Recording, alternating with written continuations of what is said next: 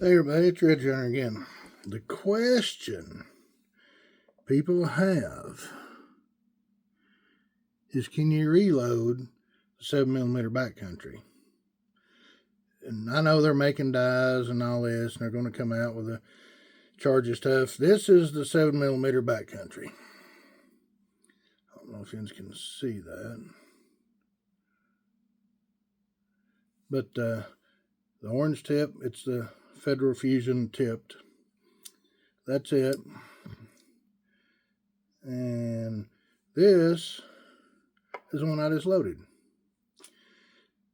It's got the Federal Gold Medal Match Large Rifle Magnum Primer in it.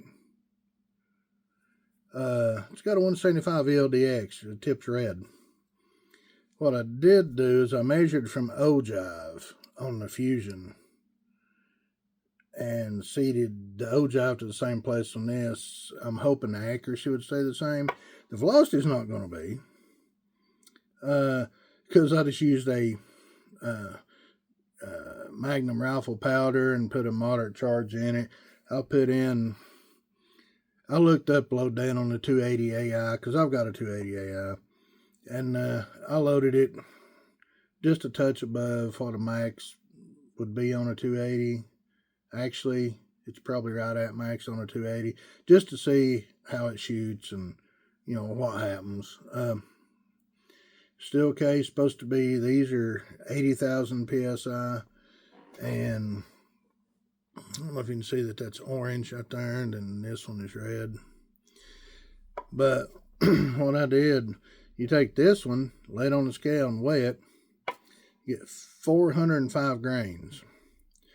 You lay the empty fired primer shell case is 300 and something, and then I didn't write it down, I just minus it, and I had the 175 grain for the bullet, and you minus that off of the 405 for this one, 405 grain for the actual loaded round, comes up to like 63.3 grains or something. But I watched a video, somebody said they'd take one apart, and it was like 61 grains, so it's probably 61 or 2 grains is what they actually got in it, somewhere in there. This is nowhere near as full as this. You can barely hear a little powder, and they do use ball powder in this, in the factory load. And this is nowhere near as much as that. So, and the pressure, it's a Magnum powder. It's not going to do anything. But what it did,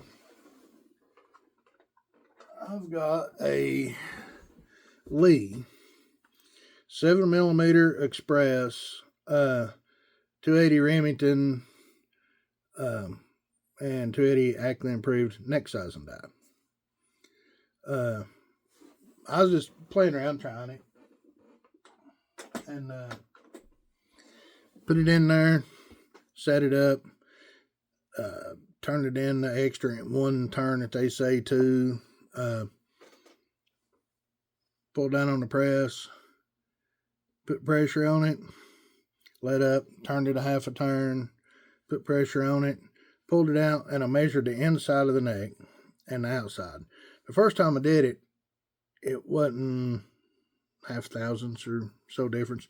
So I turned the die in, because on certain presses you turn it in anywhere from 1.5 to 1 3/4, turns. And I didn't know which press I have. I know it's a Lee, but I don't know if it's their Classic or a Challenger or whatever. So, because I can't remember, I bought it back in 2007 or 8. So, I mean, I ain't going to remember that by now. So, excuse me. I turned it in, quarter of a turn, tried it again, and it went down a little. Turned it a little more, another, not a quarter of a turn, 1/8 of a turn, then I went another 1/8. It's about a quarter of a turn more. So it's a 1 1/4 turn in is what I did. And I tightened, and I put it in there and mashed down and held on it, let up, turned it half turn, mashed down and held on it, turned it again. I did that 4 times. Pull it out, just because I wanted to make sure to see if I'd do something. And the outside of the shell case was measuring, I forgot what it measured. 316, and after I got done, it's measuring 313. So it shrunk the outside of the shell case 3 thousandths. I measured inside, and it's measuring point. Now, depending on how I hold my dial calipers, will depend on how it does that. But the inside of the shell case measured 0.283. Well, that's smaller than 284, and the bullet's 284. I set it there, and it wouldn't go down in there. You'd have to push it. So I got the other one. I did 2 of them. I'm just going to take them and try them. And I put it in there and did the other one the same way and checked it. And same thing, 0.283 on the inside diameter. I took my dial calipers, measured on the inside of 0.283. They was 0.286, 5.5 to 6. 0.285, 0.5, and 0.286. So it shrunk it about 3 thousandths. And it's 1,000 smaller than the diameter of the bullet. That'll hold it. Maybe not like, it should. But anyway, you can reload the peak alloy cases. This is one of the fusion tipped cases, as you can tell. The only difference is the bullet and the overall length. Because I went to the ogive, you can tell the LDX is just a touch bit longer. Not much. I tried it in my rifle. Chambers just as easy, like you didn't even have a round in it. Open it up, pull it back out. Perfect, nothing wrong. Works in the rifle, perfect. I do have a 7mm backcountry rifle. I've been breaking the barrel in on for 50 rounds, they tell you. But it shoots pretty good. I've got targets, the smallest group I've shot with it while breaking the barrel. And, you shoot 3 rounds, clean it, shoot 3 rounds, clean it. Well, I did that for a while. Then I started shooting 4 rounds and clean it. 4 rounds and clean it. The last 20 rounds I shot through it, I shot 5 rounds and cleaned it between each 5-shot group. My smallest group was the 6th group that I ever shot with. It measured 0.305. 4-shot group, center to center.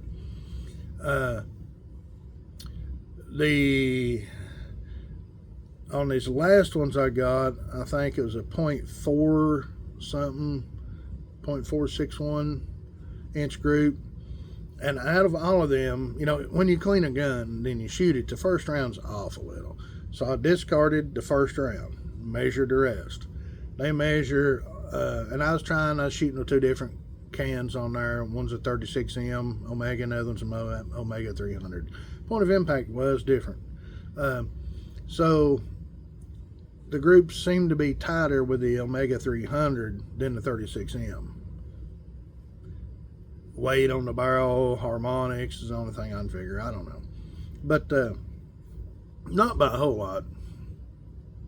But the Omega 36 was measuring 3/4, 1 inch, 0.5 something, 0.6 something. And I was getting 0.4s and 0.5s with a Omega 300. Anyway, just an update letting you know that you can reload these if they would give us the Lee neck size and die, and I did use a Lee crimp on it too. So if they'd give us the powder load data. Oh, and when I seeded the primer, went in, and then you could feel it catch, nice and firm. How many reloads you get out of one, I have no idea. But I'm going to try these 2 rounds tomorrow at the range, just to see how they do. I expect to get the velocity. No, I don't. I am using a Magnum powder. It's a Grand, Ramshot Grand. And I loaded it. It's probably in the same range as, it's right in the same range as a 280 Ackley. So I don't expect the velocities. I just did it to see if I could load the actual shell case, to see if the neck size and die would work. It does. And the shell case, the loaded round chambers in my rifle perfectly. I don't think the steel's going to stretch a whole lot. Like I said, there's only 3 thousandths difference in the neck. that I've shrunk it back down to, and it held the bullet fine. The bullet firm.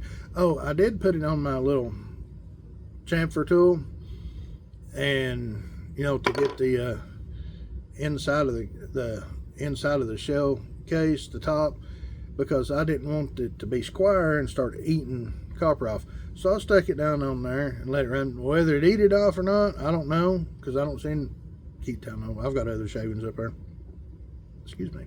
So, but it did allow me to see the bullet without eating anything off of it. I don't know if you can see that or tell. There is no shavings on that nowhere, and it seated fine. I put Lee factory crimp on it, crimped it, and whether it crimped or not, I don't know. I had to tighten it down more to make it where I could feel I was putting pressure on it. But I'm going to try them out tomorrow and see how they do. But yeah, you can reload the peak alloy. Federal says reload the shiny ones. They want you to buy their high dollar ammo, but this is the same shell case. Why can't you reload it? Anyway, that's all for now, and we'll see. I'll write the velocities down and see what them get. They ain't going to be where they need to be. These, oh, by the way, these right here advertised as 20-inch barrel, 29.75 foot per second. These in my rifle, the factory fusion tipped in my rifle, see, orange tip, Federal Fusion, 7mm Backcountry. This factory ammo, I've chronographed every single round except for two, because I'm almost done breaking the barrel in, except for two because I forgot to turn the chronograph on the first two shot. I turned it on and got the last three. But these, the slowest velocity I got out of my 20-inch barrel in these is 3,028 foot per second. The fastest I've got was 3,070. The average velocity between all 50 rounds, between two different lots of ammo. I had one lot that had a Q in it, and the other one had a V in it. So I wrote a Q on the box and a V, so I know there's different lots. The V lot was the newer ammo that I bought. It's just a few foot per second faster than the Q, but the average velocity for this round in a 20-inch barrel on my rifle with a can on it, the Omega 300 or the other one, either one, I'd swap and try both of them, switch one and change harmonics, shoot better, whatever. Was 3,053.7 foot per second. That was the average out of 50 rounds through my rifle. So that'll be my average when I put in data for shooting. But anyway, thank you. I appreciate you checking it out, and y'all have a good day. Ridge Runner out.